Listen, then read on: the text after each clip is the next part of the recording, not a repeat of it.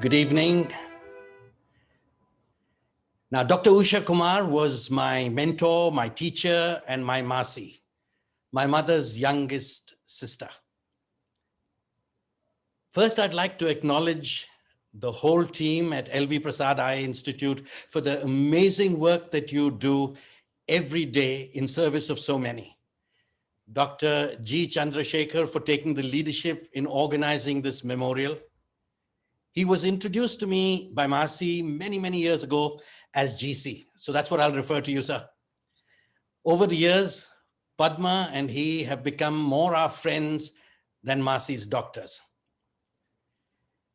Finally, I'd like to acknowledge all of you for joining us from around the world as one big family in this celebration.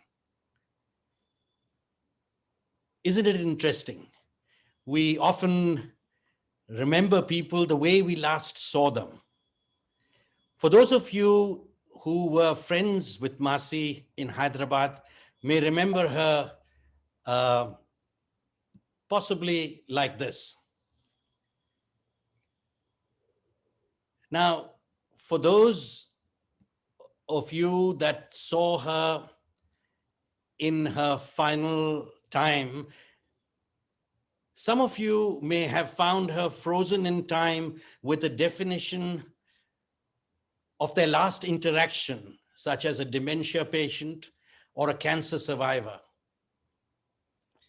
In the next 30 minutes, what I'd like to do is invite you to come along for a walk down memory lane. It might trigger some memories of your own days as a younger self. My earliest memories of Masi, as you see here in this black and white picture, my sister is the new arrival in town that everyone is fawning over. Masi for me was the Santa Claus. She always came with presents, and to me, as a young child growing up, that was magic. She had a most generous heart and always said that you can do anything you want. Now that came to a test. When I finished school and the question was, what did I want to do? It was Masi that was in my corner because I wanted to go to the Film Institute in Pune. And she was the only one who said, absolutely, that's where you should send him. But, you know, parents being parents and life being life, it was, you know, either lawyer, doctor, or engineer. And if it was going to be an engineer, then IIT Kanpur, it was it. Because I had been to the institute many, many times way before I actually joined the institute. What Masi never told me was that I had to join the institute of my own merit. Now, that came as a rude shock. I mean, I wasn't the most studious in school, and having to slog my way to make sure that I got into what I wanted to do was in many ways a challenge, and one of the first few challenges where reality for me was hitting hard. She often said that in life, there are times of joy when you will feel like you are on the top of the mountain, and other times when you are in a deep valley of anguish. She had her fair share of both. But don't forget that life happens between both these inflection points. Always remember that navigating the highs and lows is a vulnerable 3-year-old who carries the innocence of a child. Be kind and forgiving to yourself, is what she said, and those around you. Don't take yourself too seriously. Take things in your stride and soldier on. Within Masi too, there was always this child. She being the youngest sibling, she often saw that Ramesh uncle, who is sitting above my head, And Sneh, mummy, who is on the extreme right of that photograph, she always saw that they had their lives figured out. And she often asked herself as a younger sibling, as most young siblings tend to do, what do I have to do to make a difference? That constant questioning, I feel, is where her drive and wisdom came from. The biggest legacy that she leaves behind are the joyous memories, lighter moments, and laughter shared with the family, her colleagues, students, and friends. I will join you shortly, but I hand this over to GC, who will introduce Dr. Garg. Thanks, Sanjay. To shift gears and talk about the institute, the major thought that occurs to me is that over the last 33 plus years, the institute has grown in its activities, in its depth and breadth, much bigger than what probably our founder chairman, Dr. Rao, imagined when he started the institute. And I think this happened because of the vision and values of Dr. Rao on which the institute is founded. To tell us briefly about where the institute stands and what its aspirations are, we have Prashant Garg, who actually made his ophthalmic career in the institute, joined us as a fellow long back, and has grown with the institute to be leading the mothership, the car campus in Hyderabad at this point of time. An excellent clinician, teacher, researcher par excellence, known for his area of corneal infections globally, and is also one of the 6 chosen to lead the institute post Dr. Rao, probably from October. Over to you, Prashant, to share with everybody what the institute is about. Thanks, GC, and thanks, Mr. Sanjay Mathur. First of all, on behalf of LVP Eye Institute, I will like to welcome family and friend of Dr. Usha Kumar and my colleagues from LVP Eye Institute.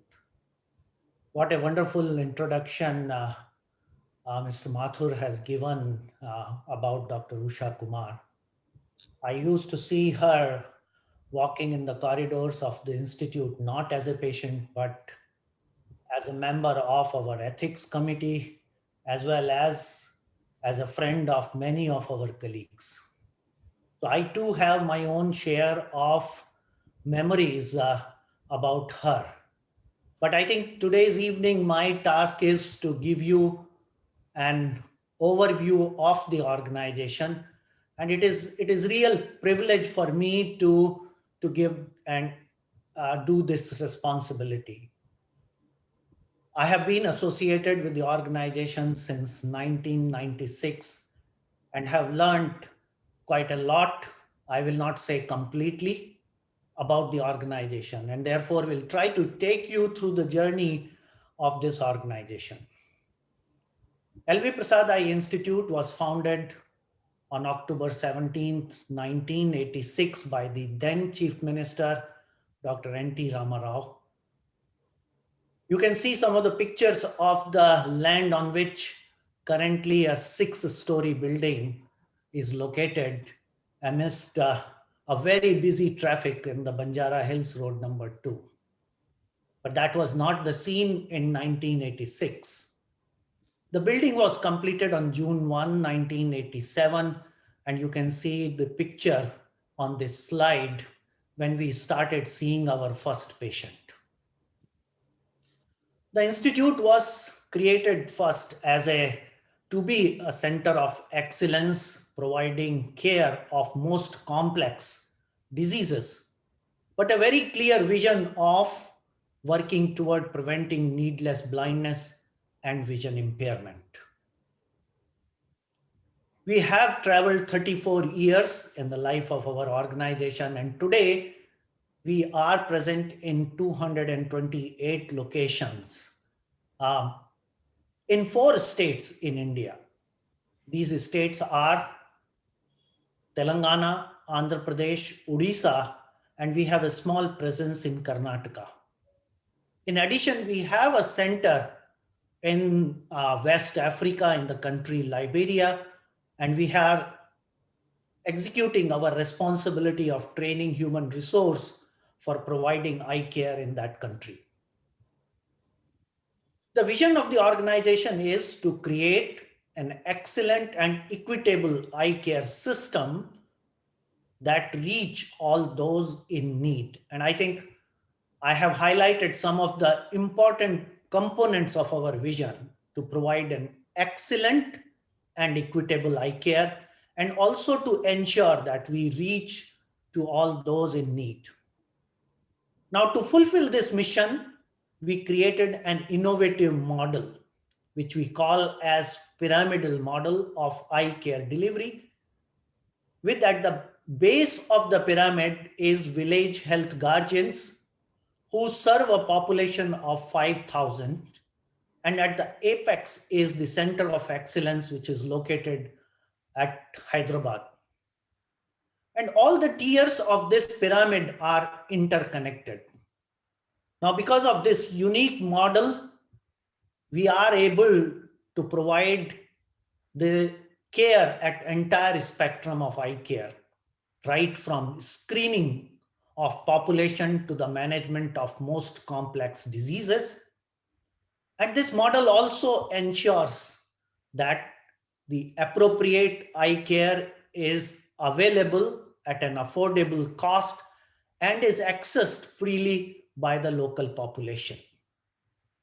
This model has become a model that now most eye care organizations are adopting and is considered to be the best model to take healthcare, including eye care, to the remotest rural areas. The organization currently has 10 functional arms. Besides clinical care, we are very actively involved in education of all cadres of eye care personnel. We are involved in research that will help us fulfill our objectives and the goals. We are also involved in rehabilitation of those who are suffering with incurable blindness. We have helped several organizations in their capacity building and are actively involved in rural and community eye health. More recently, we have started embarking on innovations, especially for the products that are either not available or will ensure delivery of eye care at an affordable cost. On a similar line, we started manufacturing a cornea preservation medium, which was our first product that we were developing. And more recently, we are also involved in producing contact lenses, including some of the most advanced contact lenses. Our group has also been very actively involved in interacting with government and other eye care agencies toward advocacy, policy, and planning. And we have played a very active role in various activities of prevention of blindness with World Health Organization as well as International Agency for Prevention of Blindness. All of these activities are governed by two boards. All the clinical activities are governed by Hyderabad Eye Institute, and all the research related activities are governed by the board of Hyderabad Eye Research Foundation.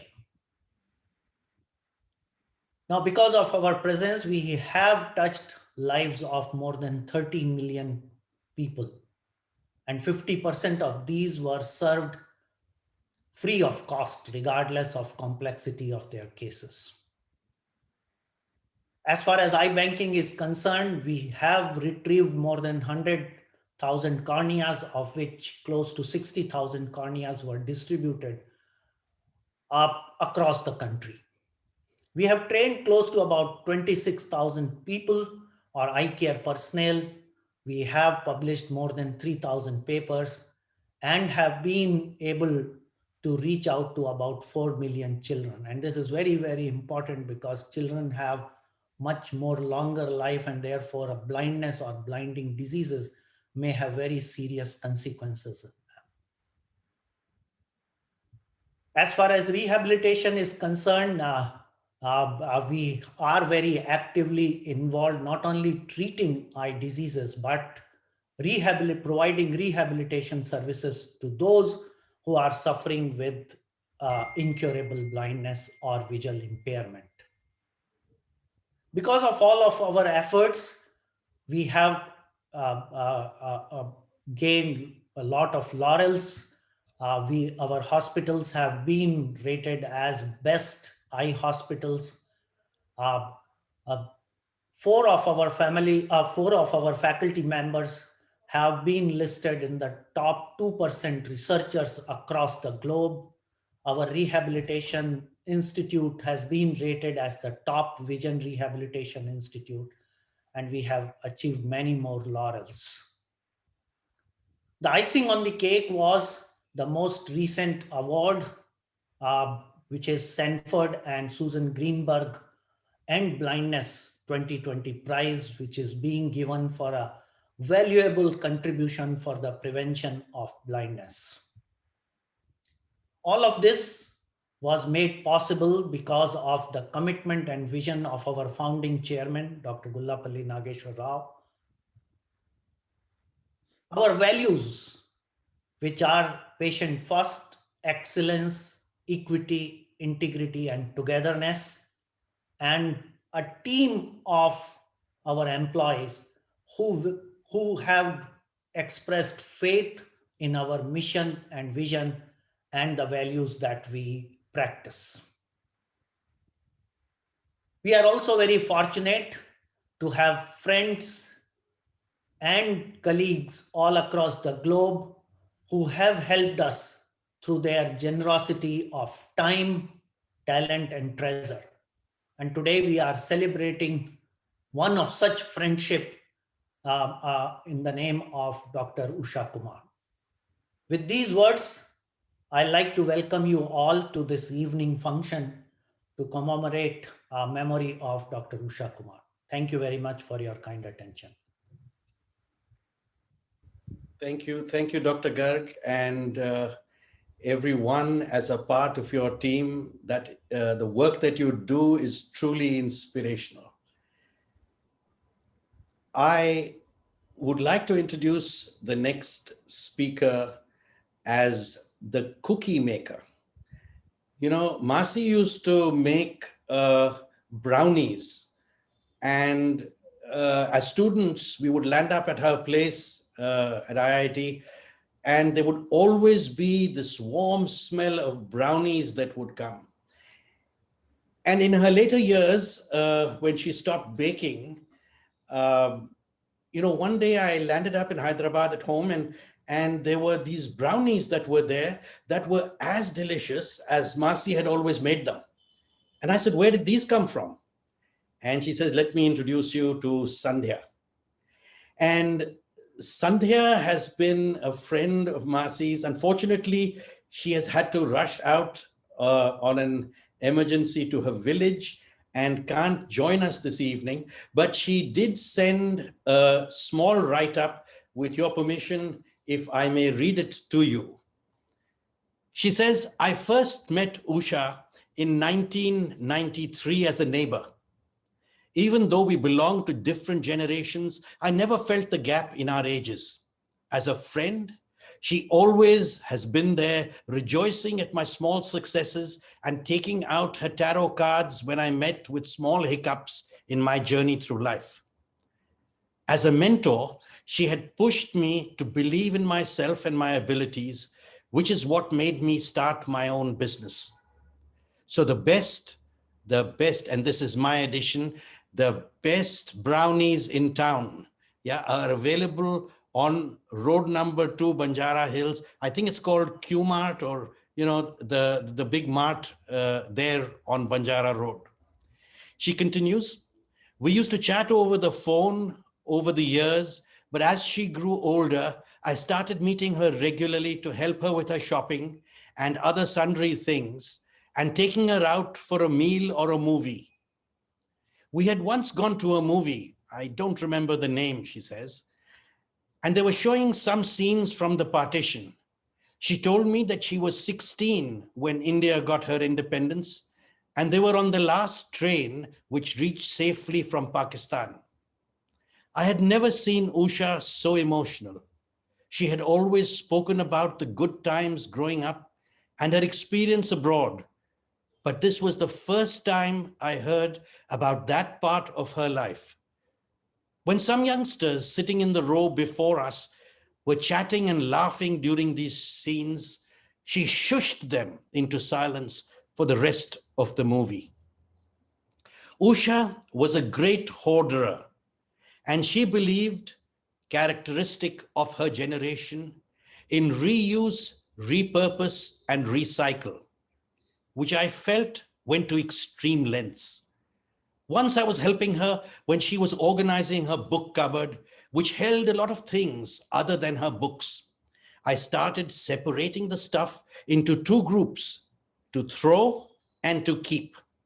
And to her consternation, as the pile to throw stuff grew, finally, Usha couldn't bear it any longer and burst out. Add me to that pile. I am also old. One last thing before I conclude. I loved to hear Usha say in Punjabi what her mother used to say about her in exasperation. It was roughly translated, "What do I do with this girl? This girl has done something which all of us would like to emulate." Thank you, Sandhya, for those very kind words and thoughts. And thank you for all that you did for her, as so many friends joined to make her comfortable and make Hyderabad home. With that, let me get back to you, GC.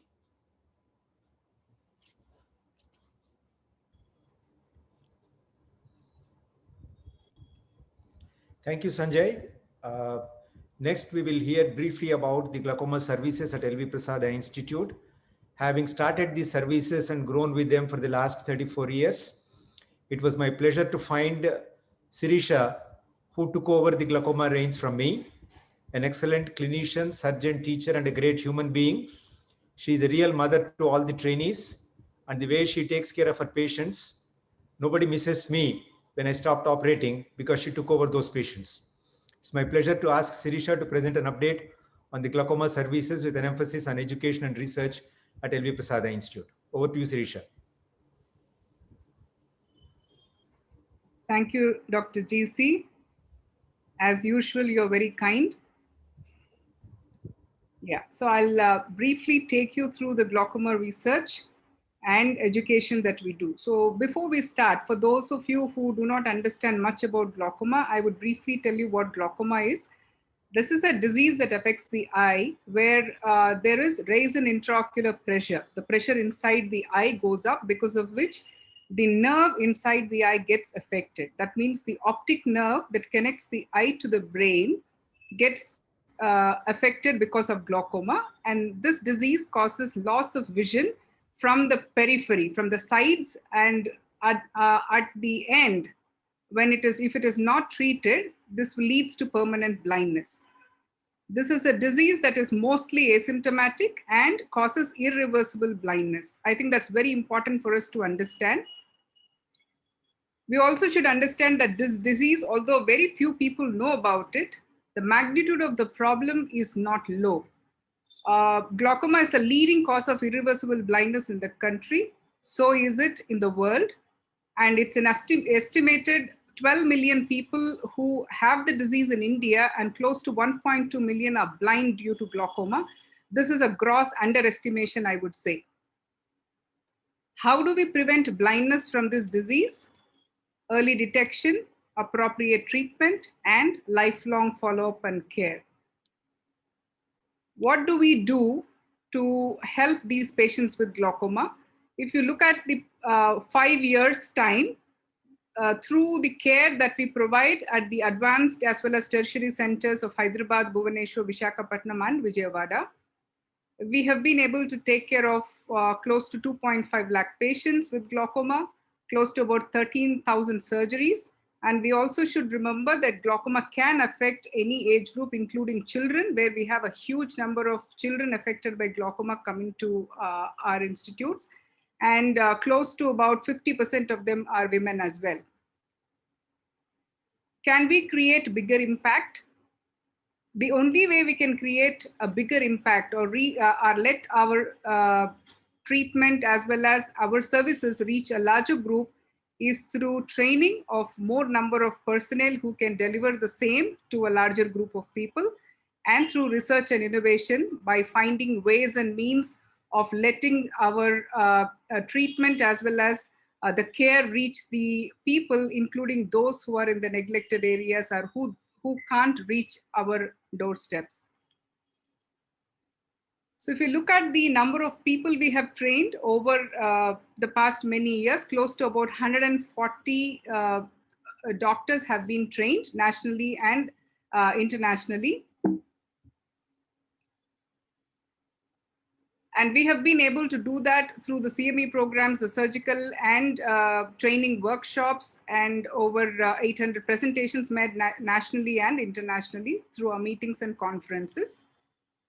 What is special about our education program? I think this is important because through our long-term fellowship, which means a training program that can span from 2 to 3 years, we have been training our specialists both clinically and surgically, including a lot of rigorous training both in the labs as well as periodic assessment. And they should be proficient to take care of all types of glaucomas, including complex glaucomas, and taking care of children when they leave us. However, with this, we are able to train only a few people per year. So can we take this to a larger group of trainees? Yes, this is possible by training the residents and younger doctors to be able to make a bigger impact and reach a larger community. So our aim is to create a state-of-art training program for glaucoma training among the residents and the fellows by using innovative ways of teaching and training, video-based skill transfers, advanced surgical training at the wet labs, as well as periodically assessing them, and to take this to the trainees and residents in 3 states that we are involved in Andhra Pradesh, Telangana, and Odisha over the next 2 years. Looking at the research, we have been doing our bit, looking at the clinical and surgical outcomes, trying to use the diagnostic devices to be able to diagnose the disease early. We know that the disease progresses sometimes relentlessly. We are at the lookout to see if we have some kind of a marker that will help us to understand who progress with the disease despite our treatment, and also to understand the pathogenesis of the disease with using the in vitro models. What have we done until now? We have published quite extensively in some areas of clinical research, as well as in imaging, as well as with the AI models and automated analysis. We also look at certain of our colleagues actually work on the diagnostic equipment, and we have made things that are self-sufficient, not just to us, but also to share our knowledge with the developing countries to be able to manage their own equipment, as well as innovative ways of designing newer equipment. Certain markers which help in translational research to understand the disease progression. And what do we intend to do? We intend to enhance whatever we are doing to have collaborative research with the institutes across the country, as well as our own institutes across states, to get into the innovations, especially to get new technology that should be applicable to low access areas or the rural areas where otherwise the equipment is quite expensive. And we should be able to do that with the help of our innovation and research. This is our team. Each of us is involved in various forms of research that we do, and close to about 423 publications until now. We have national and international grants that have helped us to reach where we have reached. There's a lot more to do, and we would like to thank Dr. Usha Kumar and family for the generosity and the vision that she had, and for all of you for executing this. and for the opportunity to us to create a greater impact through enhancing glaucoma education, research, and innovation to take the treatment to the people, to their doorsteps, as well as to reach larger audience to prevent blindness from this difficult disease. Thank you so much for your attention. We would like to unveil the Usha Kumar education as well as research plaques. I would like Srinivas to play the video for us, please.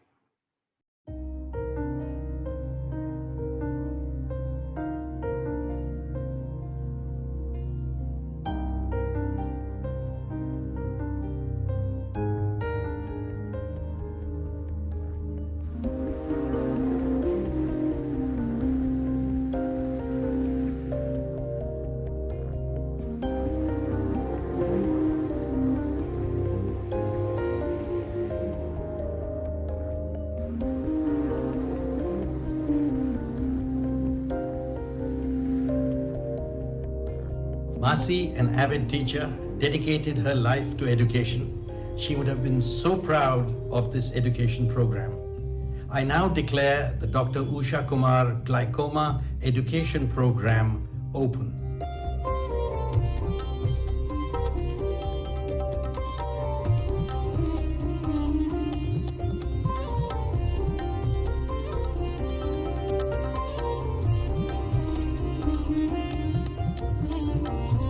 I would like to thank all of you for making Dr. Usha Kumar's legacy become a reality. I now declare Dr. Usha Kumar Glaucoma Research Center open.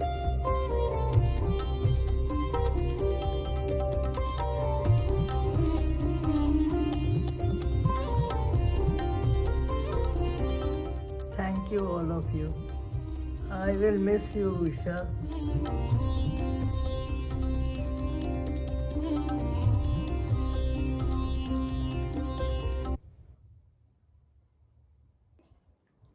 Thank you so much for that.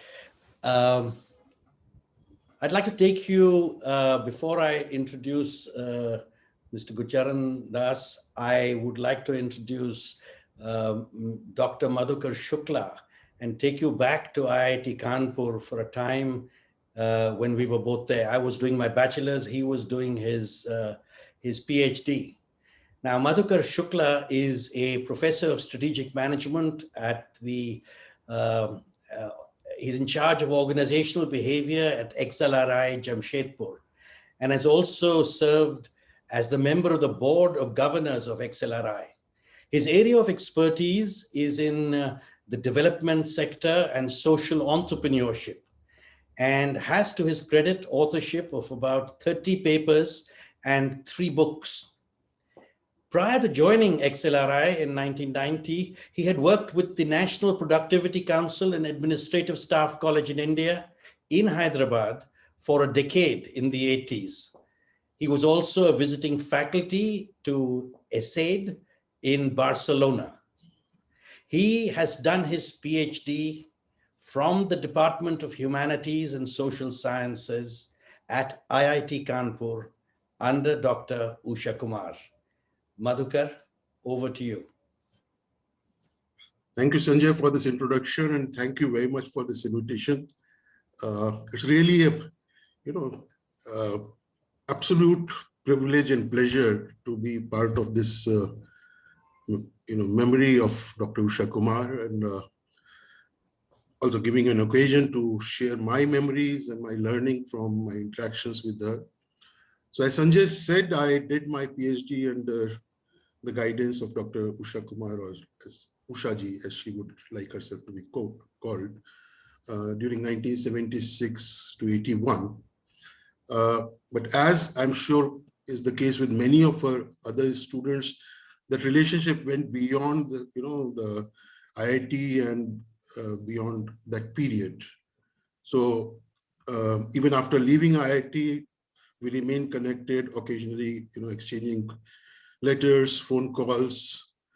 Sometimes I would visit IIT Kanpur, and then when she was shifting to Hyderabad during 89-90, I was still in Hyderabad, and we had many occasions to meet. And then later, in many times when I visited Hyderabad while being here at XRI Jamshedpur. So actually, there are too many memories to recount. And when Sanjay asked me to talk about it, it was almost like going back to the memory lane, remembering so many episodes and so many interesting conversations which we used to have. But beside all the academic learning, I think there are a few things which stand out, for me as in my growth as a person and my learning from her. So I'll talk about those memories, and those are things which I learned from, interacting with her, by knowing her. I'll just share three things, So one thing which, I always admired, and it became much clearer, when I was thinking about what will I talk about in this talk, was that, how easily she was able to translate her professional psychologist, part into an understanding of human behavior, into day-to-day interactions, into and create a learning out of it. So I still remember, in first time, and this is something which I had recounted, talked about to many of my friends and many of my students also, that first time when I approached her after the coursework, 1-year coursework in IIT Kanpur, and I approached her to be my thesis guide, and she asked me some broad questions, my area of interest, and she said, "Yeah, fine, okay, I accept." But then she asked me a question which I still remember. She said, "Do you understand what this relationship would entail?" And I really didn't understand her question actually. So, but anyway, I nodded, and she said, "No, I don't think you understand. So sit down." And then she went on to explain, and she said, "Look, if you are going to do a real good work, then you have to be passionate about, you have to be involved in it, and I'll help you. But my role as a guide is also to question you, to question your approach, to question your thesis, to question your hypothesis, your understanding, and find loopholes in it. And if you're passionate, you would definitely not like it. And so this relationship will, go through some bad patches, where we go through some crisis patches. So you have to be prepared for that." At that time, I didn't understand it. Later, I did. But I also remember then she also said, she smiled and said, "But, I may not be always correct. But don't tell me later that I didn't warn you. And I have gone through this," she said, "that I have gone through this personally and with many other people." And that is what, and she was right. I mean, next 2-3 years, we had patches when we had fights and we had disagreements, and I would not talk to her, and she would tell my Geeta, my wife, now no more, "Look at your husband, he doesn't even talk to me. I'm supposed to be his guide." But we would make up. I mean, mostly it was, the making up would mean that she would invite some of us for a nice meal at her place, a sumptuous meal at her place. But I learned a lot from those conversations. And what I learned was, to look at relationships not as a series of transactions, to look at relationships something which unfold and become richer as time, like wine, they become more mature and they become richer. And that is what I experienced with Usha ji. The other thing which I remember and which I really value is her ability to give immense freedom to explore. I remember when I started working with her, I was not very clear about what topic I would do my thesis on. And she also didn't suggest any, because she said, "Look, it's your thesis, you have to decide your topic." Which, later on when I went into academics, I found was a very rare thing, because I do see many of my colleagues who are working in an area and then they take a PhD scholar and they say, "This is the part you should work on." But she gave that freedom, and So we had an agreement. We had an agreement that for 1 year I would read whatever I want to, and but once a week we'll meet and we'll discuss. So sometimes when I would say, I read this article, I read this book, and she would say, why don't you read some some related article or some related text, and that would help. Or she would ask me, okay, did you find any research problem out of it which excites you? But one specific episode which I remember, once I had not read anything, which I could report to her academically, but I went and it used to be on Monday or Tuesday, I don't remember. And she said, what did you read? And I said, look, I didn't read anything. I was reading an annotated Alice in Wonderland. And that's a phenomenal book. She said, really? Have you read The Little Prince? And I had not even heard the name. Then she dug it out from her almirah, the thin classic. And she said, you should also read that. So next Monday, we had a very memorable conversation about it. And, what I'm saying is that the amount of reading, the variety of conversations, the stimulation which happened during that 1 year. I mean, I may have narrowed down later and did PhD on one specific topic, but those are the things which helped me to grow as a person, as a scholar, as an individual, and those are the things which also helped me to, when I became a professor and with my own students, often I would remember and I would say, I think these people, I'll hold myself back and give them that freedom to explore and find problems and answers for themselves. And many of our conversations, were not always, they used to be, that's why I'm saying that it was not always academic. Many of our conversations used to be on personal, professional topics, things which she remembered. And these used to be at her home, sometimes playing Scrabble, sometimes over a meal. And that's when I also learned the personal side of Dr. Usha ji, that she enjoyed cooking. She actually enjoyed feeding people. That she used to be a Kathak dancer, which was quite a surprise at that time. And her roots in her feminist ideology and the various experiences she had gone through, including the one which Sanjaya had mentioned, which Sanjaya mentioned, read out about the partition time and the impact it had on her as a person, and so on and so forth. So when I look back, I remember as a person who was actually not really guiding me. She was actually facilitating my search. And I think that was the greatest gift she gave me, that freedom to explore, to discuss, to grow as a person. The third and the last thing which I would like to share is, which I remember and which always struck me, and now it strikes me more when I am retiring. I am retired actually at the same stage. Was the way she was able to manage transitions in life. So when Usha ji was in the process of shifting to Hyderabad during 89, 90, she finally shifted, but she used to come earlier. She had bought that house in, I think, Mayfair Apartments, perhaps in Banjara Hills.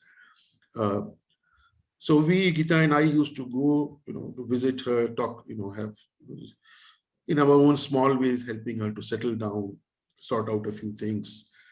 And I remember, she was quite hassled, and I think it was also understandable because, pulling out your roots from an idyllic surrounding like IIT Kanpur, where you stayed for 30 plus years, and then coming to almost entirely new city like Hyderabad. But she would sometimes grumble, but often she would also smile. And I remember once she said, this is all part of the process. But I know I have to go through it, and I'll create a life of my own, which actually she did. She did. The way. So I do remember a decade later, when I visited Hyderabad with my daughter, she had put in her roots. She had developed new interests. She had found, new professional interests. LVP Prasad Hospital was one of them. had her own group of friends, and then I met some of them, and she took us for lunch at Sikandrabad Club.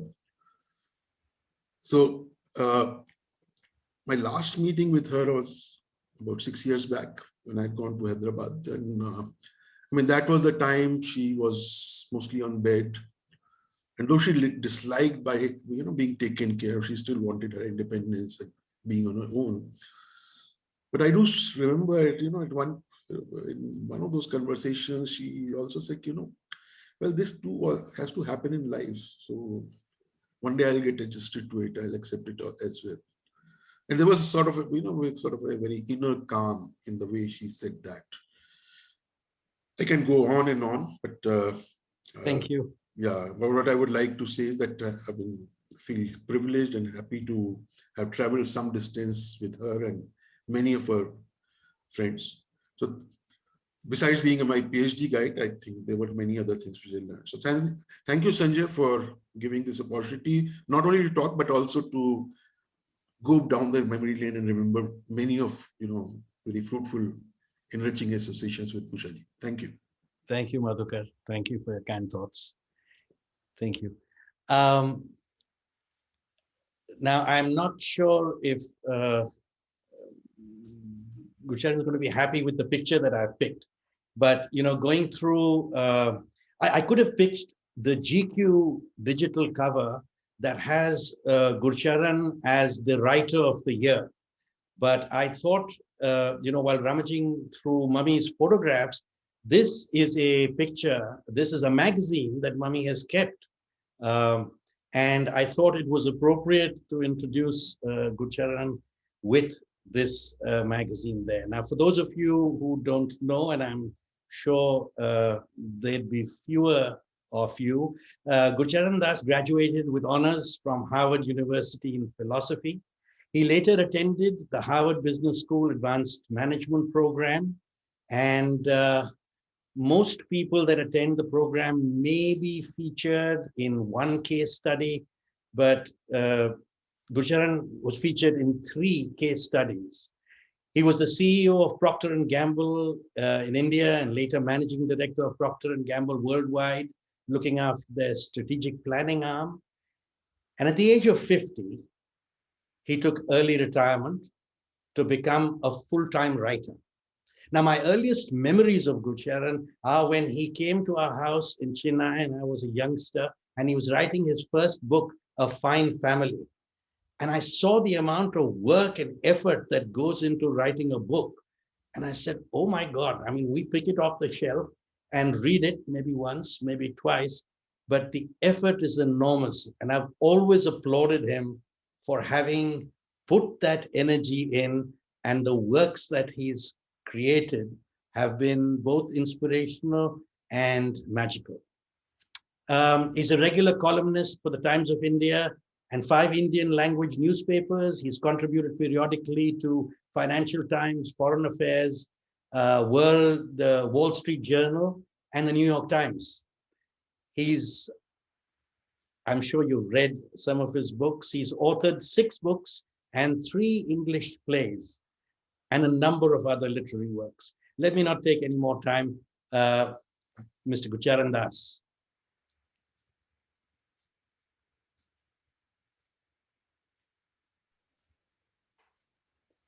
Thank you, Sanjay.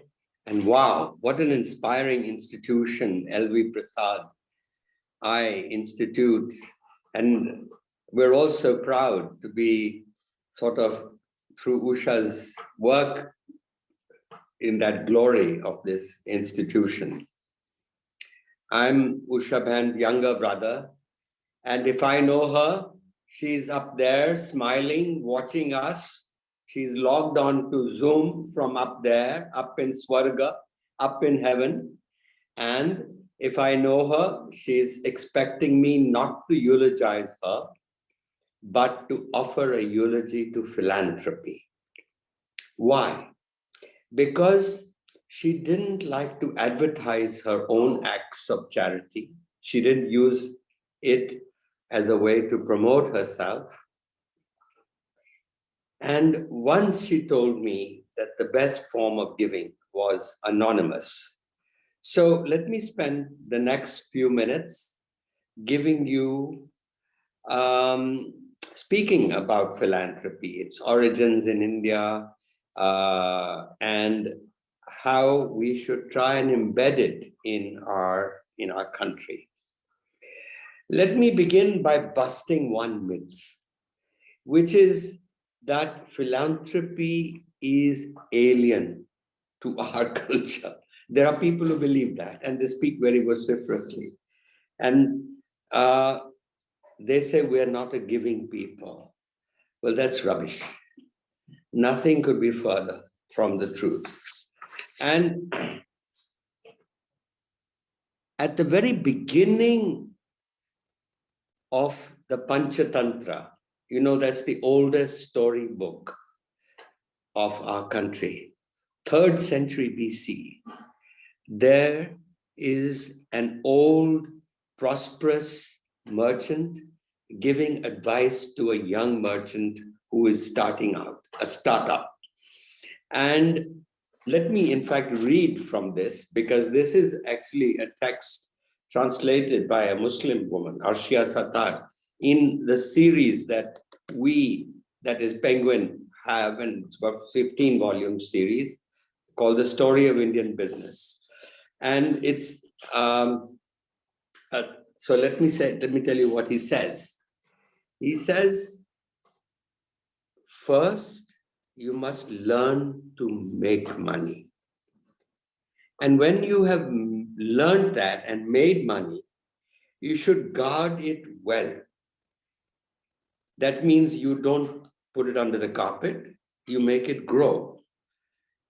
And when you have made the money grow, also learn to spend money. That's a very different art, because business people, rich people, are either too mean or too extravagant. There's the right balance. And finally, learn to give it away before you die. This is the way to live in the world. Imagine that, 3rd century BC. And so we've had an old tradition.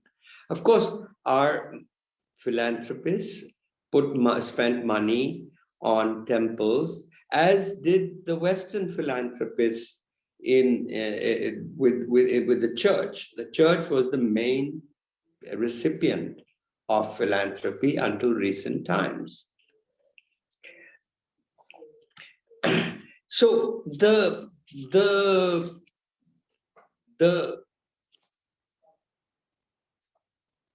process begins with making money.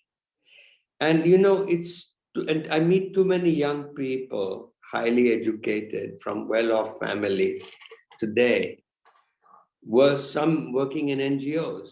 They have contempt for making money, calling it money grubbers. It isn't surprising, because for 40 years, from 1950 to 1990, we were taught that profit is a dirty word. Well, thank God that period is over. But at that time, I worked, and the tax rates had gone up to 97.5%. Plus, there was a wealth tax. So people who had money actually had to give away all their income, plus they had to sell their properties to pay taxes. So how could you save? There was no philanthropy. So really, philanthropy, modern philanthropy, is recent. It began from 1991, as did our economic freedom, which didn't come in 1947. But that period is really an anomaly. In our long history, the businessman was a respected figure in our society. And when there are stories, in Gujarat especially, where when people went on pilgrimages, they left their keys, the keys to their house, with the neighborhood banya. with the businessman because they could trust him with their belongings. Anyway, we are now recovering that earlier ethos. And with prosperity, Indians are widely practicing the ancient merchant's fourth advice.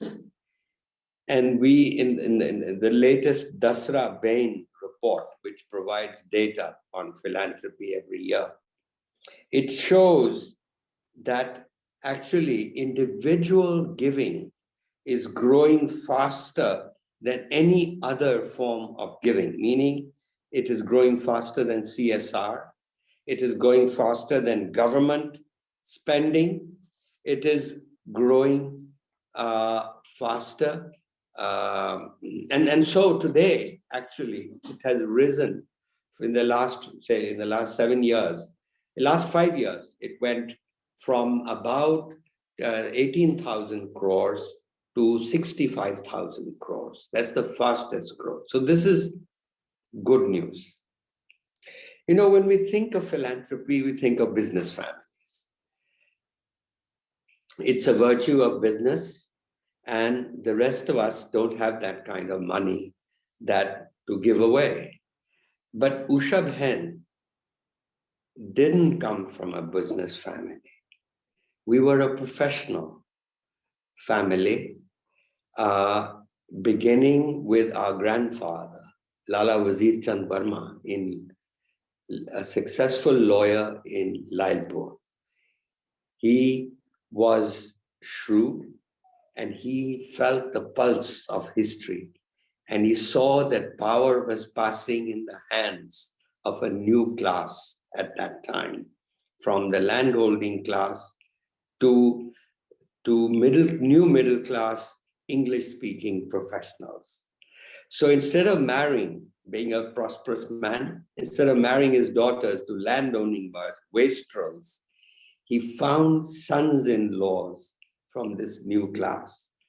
A railway engineer like Usha Bhenji's father, a canal engineer like my father, an education and college principal, an educationist, an army officer. Yes, they got power when they stepped into the shoes of the departing British in 1947. But they didn't have money.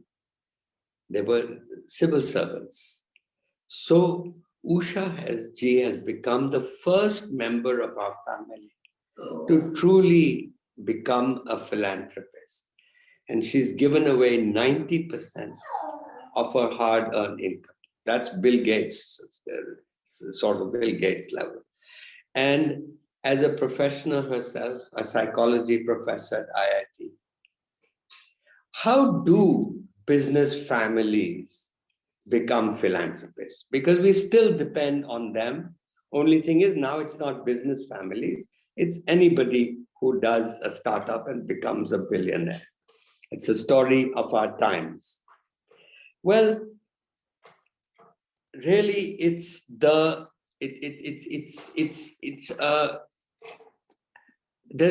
a German novel. It's my favorite story about a business family. And it's a typical story. The first generation makes money. The second generation has money. They don't want more money. The third has money. The second generation often goes into politics or public life, like the Kennedys and Rockefellers. And the third generation has money, has power. They don't want more of that. What do they want? And that's where philanthropy comes in. They want respectability. And philanthropy gives you respectability. In the case of the Buddenbrooks family, the young man actually doesn't go into philanthropy. He becomes a violinist, a world-class violinist. But of course, the business goes away and there's nobody to look after it. And so it's it's shirt sleeves to shirt sleeves in 3 generations. As we say, we have a kahawat, which is Haveli ki umar 60 saal. And that's really often the story of a business family. But the side effect is philanthropy. And philanthropy does require society to respect money. And to some extent, this respect has been restored since 91. And so let me just say that the dramatic change today has been influenced by America.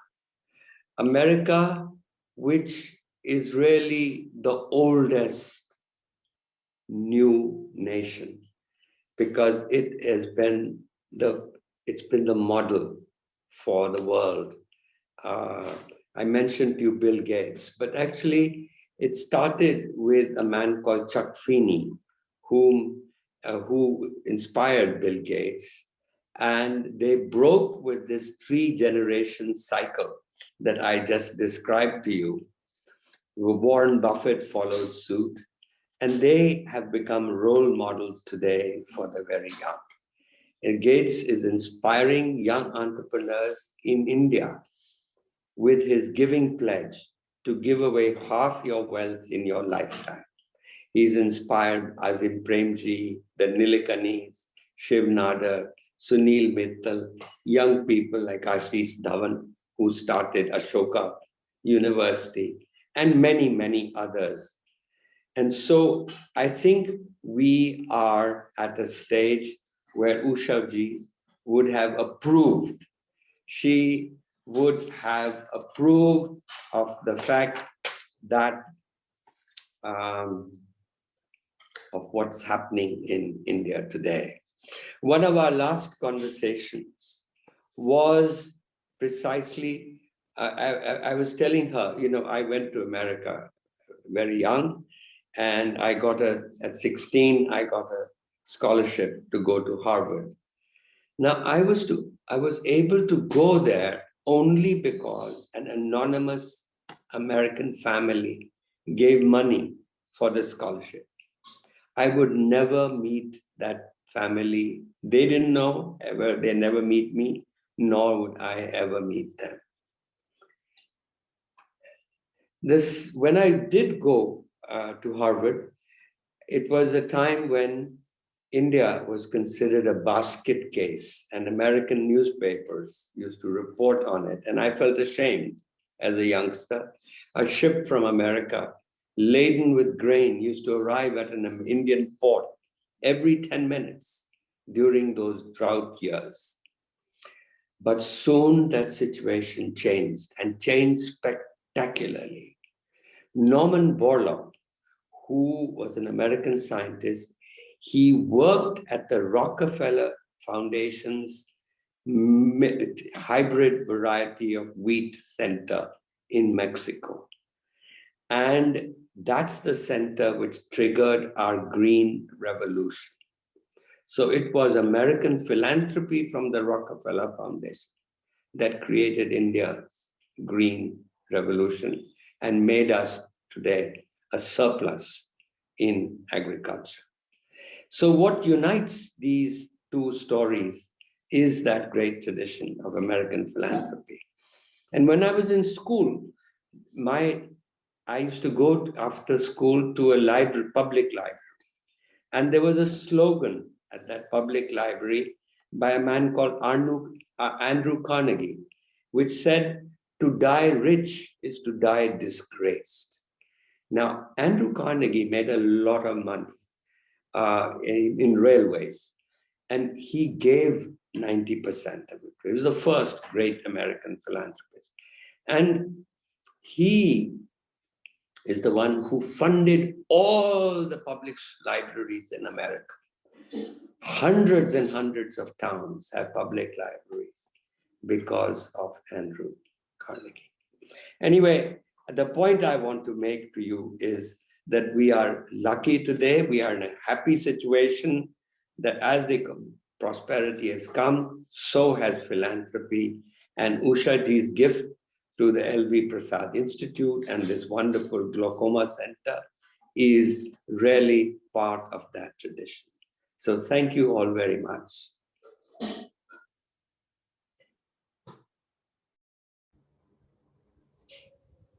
Thank you very much, Dr. Gurucharan.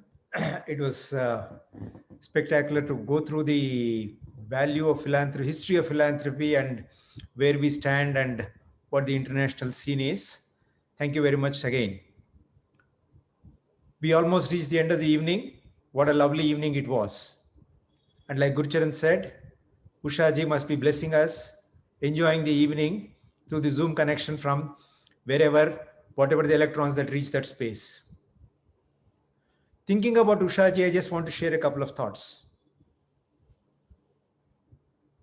The relationship from a doctor patient to a friend, I don't know when it changed. I'm quite often told by my fellows that I'm very perceptive about the observations that I make both in patients as well as in my diagnosis, treatment, whatever else it be. But Usha bet me 6 love in that observation.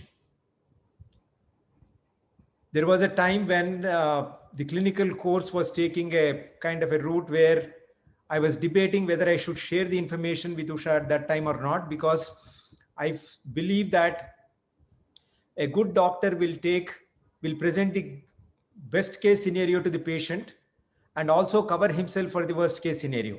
I thought I was going to do that, but Usha caught me.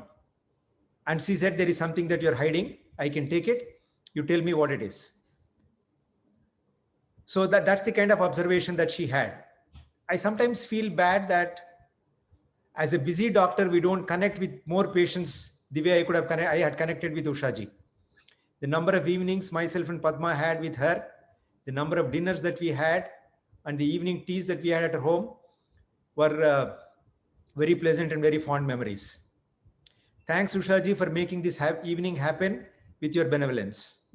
My first thanks go to Usha ji, and then probably I would like to thank in general the family and friends of Usha who made this evening lively. Special thanks to Sanjay for putting a hard work of creating the program, finding the invitees and calling them and making all the talks possible. Special thanks to Professor Shukla and Mr. Gurucharan Das once again for the lovely talks. I'm sad that Sanjay could not join us, but we got our message. I don't know whether between Sanjay and Usha's sister Sneh Mathur, whether it's a thanks or whether it's a co-celebration that should happen. Special thanks are due to the LV Prasad team for making all the technical arrangements, to the demanding technical arrangements that Sanjay wanted. Srinivas probably lived up to his expectations. Thanks, Srinivas. Special thanks to the communications teams led by Neha for creating the excellent video and the brochure of invitation and all the other infrastructure helps. So sad that the evening ends, but all good things must come to an end. Thanks everyone for joining this evening and making this function lively. And from the glaucoma education and research programs, we take the oath that we will do much better than what we have done all these years, with Usha's benevolence and all your blessings. Thank you and good night. Thanks, a good night. Thanks, Sanjay. Thanks everyone. Thank you all and good night.